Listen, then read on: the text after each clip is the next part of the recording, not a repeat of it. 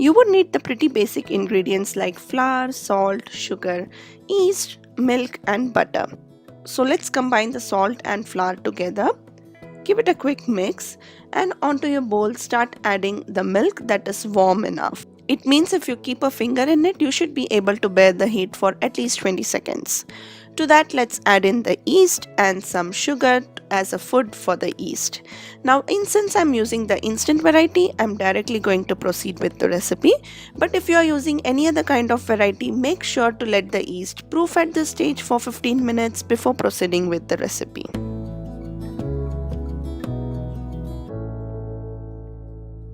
So to that, now let's add in the softened butter and mix that through.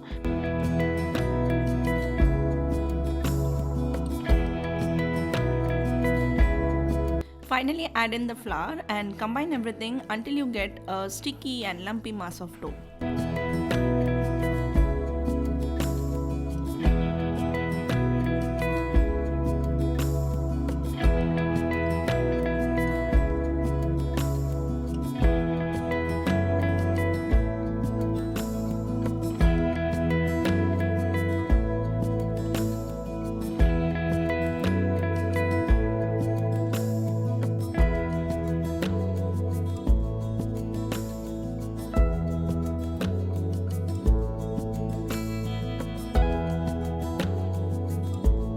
Dust some flour on top of your worktop and then transfer this dough. Start kneading until you get a soft and elastic dough.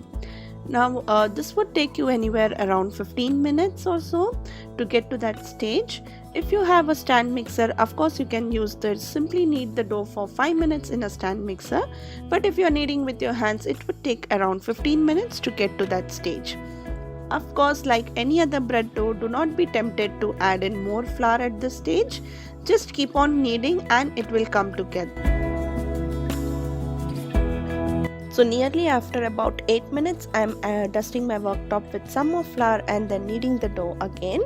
In all, I might have used around 2 to 3 tablespoons of extra flour. That's it, not more than that. So knead the dough until it is soft, elastic and holds its shape, and you can actually feel the difference or see the difference as well to the way we started and to the way the dough now looks. It's not sticking to the bench flour anymore as much as it used to when we started with it. So that's how our dough looks after about say 14 to 15 minutes. So it's so soft, elastic, and if my and if I touch the dough using my finger, it retains its shape, it's not springing back. So that's how you want your dough to be. Time for first proofing. Now you can use any bowl that you have handy. Just apply some oil and place the dough in it. Let it proof for around 2 hours. But you know the drill. I'm gonna use my instant pot and allow the dough to proof in that, just because it cuts down the time to 1 hour.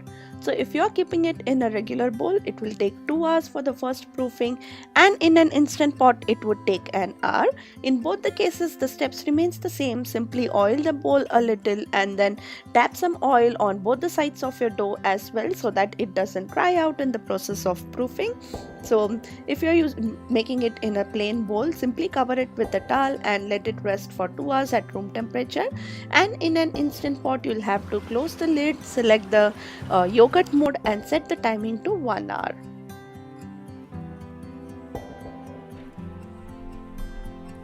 While that is proofing, let us prepare the filling. For that, in a kadhai, add half of the ghee and roast the mawa or khoya for 3 to 4 minutes. Stir continuously to avoid burning. I'm using the Instant Khoya recipe here. Have shared it on our Instagram reels. You can check that out and make instantly at home or use store-bought too. Both of them works equally fine. So once roasted, transfer it to a bowl. And in the same kadhai, add the remaining ghee and roast the semolina or Sooji for 3 to 4 minutes. By the way guys, I have learned this Mawa Gujiya filling recipe from my friend Dhwani. I'll leave a link to her recipe in case you want to have a look in the description box below. So after roasting the Sooji, add the crushed nuts. I'm using more of pistachios and less of almonds and cashews here as it is one of my favorites, but you can use any nuts of choice. Roast that too until aromatic, then transfer to the same mixing bowl followed by cardamom powder and mix it through. As you all can clearly see, the quantities mentioned in the ingredients is way less than what is shown. That is because I actually tripled the recipe for other projects, but the quantities mentioned in this video would be right for the star bread that we are making today. Finally, add the sugar, either caster sugar or powdered sugar, mix that too and set aside.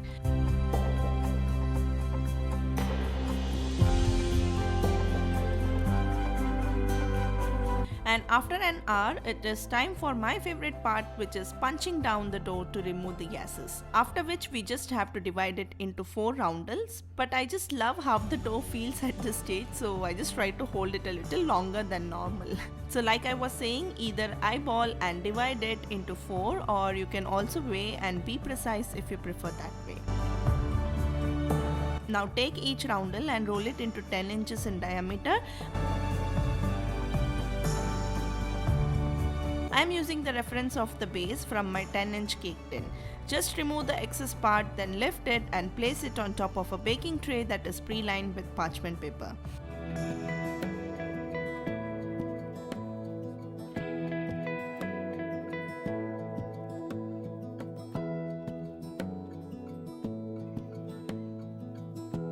Spread 1/3 cup of the prepared Mawa Gujiya mix on top evenly. Place the rolled out dough and press the edges well. Repeat the step till you reach the very top.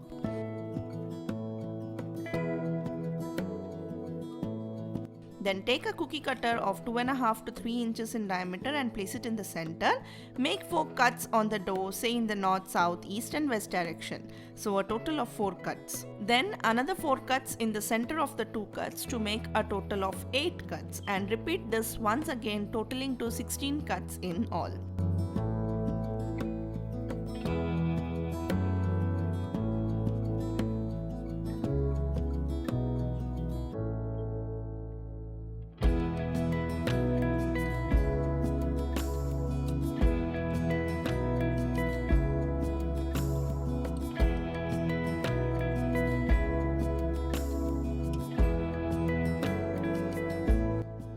Take 2 adjacent triangles and twist it twice and press to join to create that star look.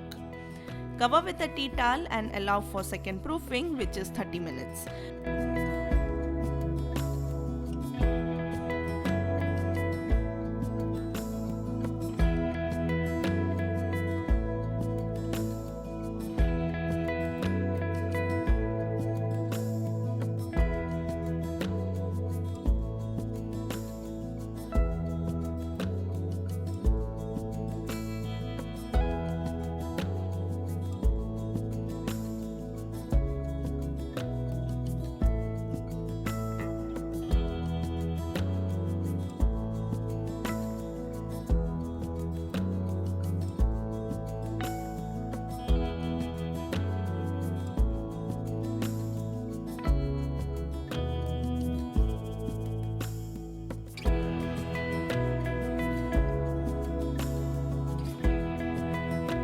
After proofing, some of the shape might have got distorted, so just fix all of it and then give a milk wash on top and bake in a preheated oven of 200 degrees Celsius for 15 to 20 minutes.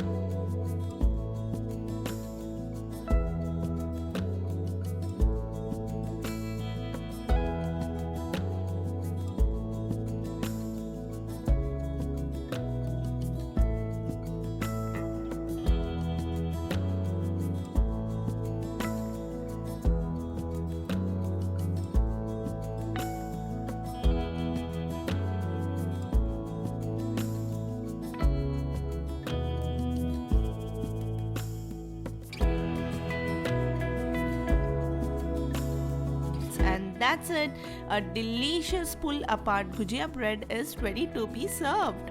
By the way, what do you call this Gujiya in your hometown language? Let me know in the comments below. We call it somasi in Tamil, so let me know what it is called in your language. Once out of the oven, immediately brush it with some butter to keep it soft, and then sprinkle some more of the gujia filling, and the most important thing, which is the sea salt sprinkling, which brings out so much flavor in this bread recipe. This bread is just so soft and so flavor packed, our age old traditional recipe with a modern twist. The edges are crispy, but the layers are soft and a delight to eat. I hope you guys enjoyed this video, and we have lots more in our festive baking series. So do make sure to subscribe to our channel so that you do not miss any of the yummy recipes that are coming right up your alley. So I'll see you soon in my next one. Until then, this is Sushma signing off. Take care. Bye bye.